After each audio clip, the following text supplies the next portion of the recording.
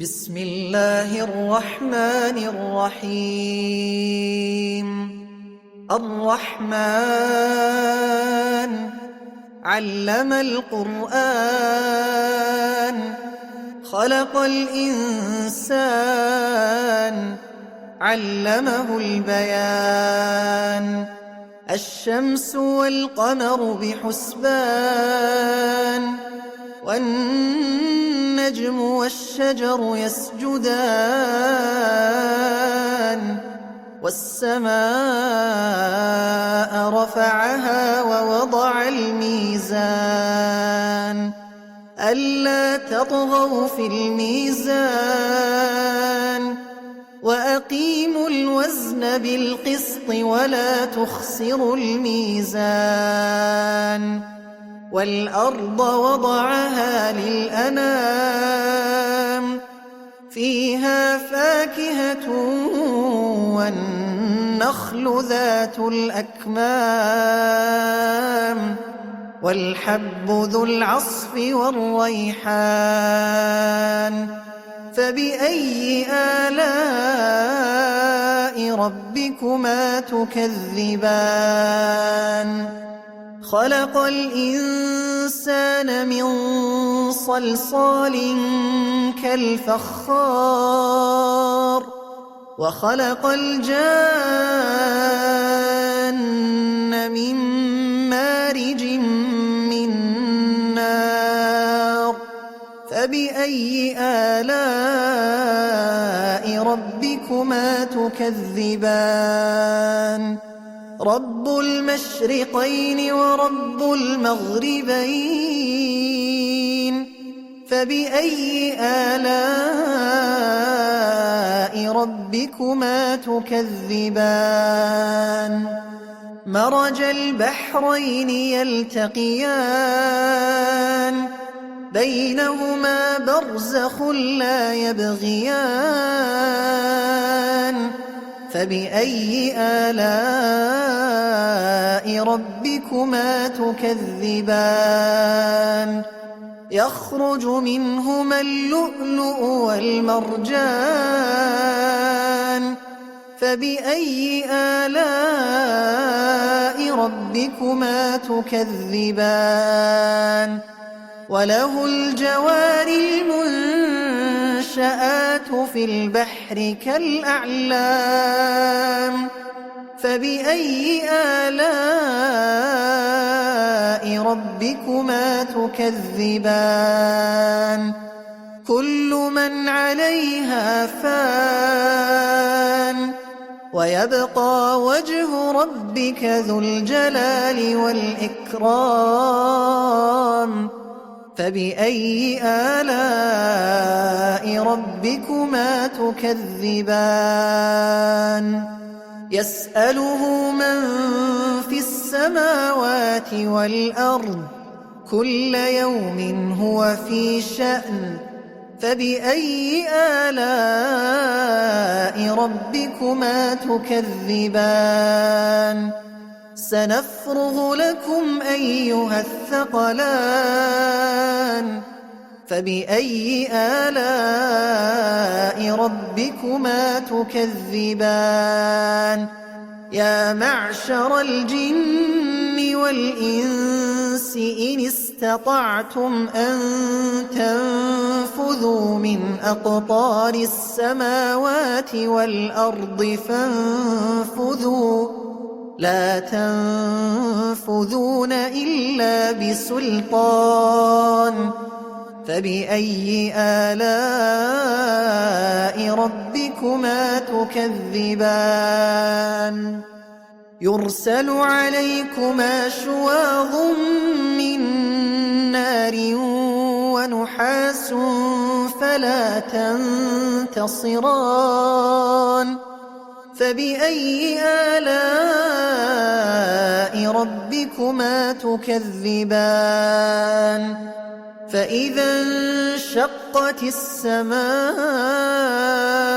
فكانت وردة كالدهان. فبأي آلاء ربكما ربكما تكذبان فيومئذ لا يسأل عن ذنبه إنس ولا جان فبأي آلاء ربكما تكذبان يعرف المجرمون بسيماهم فيؤخذ بالنواصي والأقدام فبأي آلاء ربكما تكذبان هذه جهنم التي يكذب بها المجرمون يطوفون بينها وبين حميم آن فبأي آلاء ربكما تكذبان ولمن خاف مقام ربه جنتان فبأي آلاء ربكما تكذبان ذواتا أفنان فبأي آلاء ربكما تكذبان فيهما عينان تجريان فبأي آلاء ربكما تكذبان فيهما من كل فاكهة زوجان فبأي آلاء ربكما تكذبان متكئين على فرش بطائنها من استبرق وجنى الجنتين دان فبأي آلاء ربكما تكذبان فيهن قاصرات الطرف لم يطمثهن إنس قبلهم ولا جان فبأي آلاء ربكما تكذبان كأنهن الياقوت والمرجان فبأي آلاء ربكما تكذبان هل جزاء الإحسان إلا الإحسان فبأي آلاء ربكما تكذبان ومن دونهما جنتان فبأي آلاء ربكما تكذبان مدهامتان فبأي آلاء ربكما تكذبان فيهما عينان نضاختان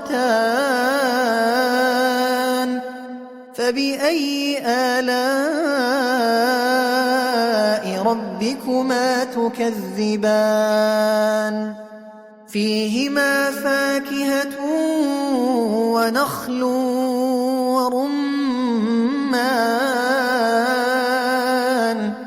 فبأي آلاء ربكما تكذبان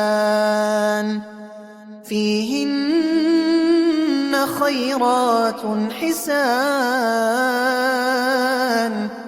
فبأي آلاء ربكما تكذبان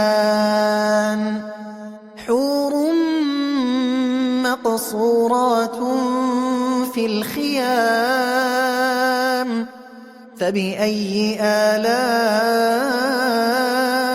ربكما تكذبان لم يطمثهن إنس قبلهم ولا جان فبأي آلاء ربكما تكذبان متكئين على رفرف خضر وعبقري حسان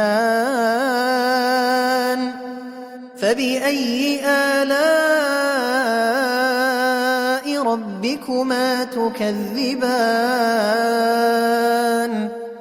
تبارك اسم ربك ذي الجلال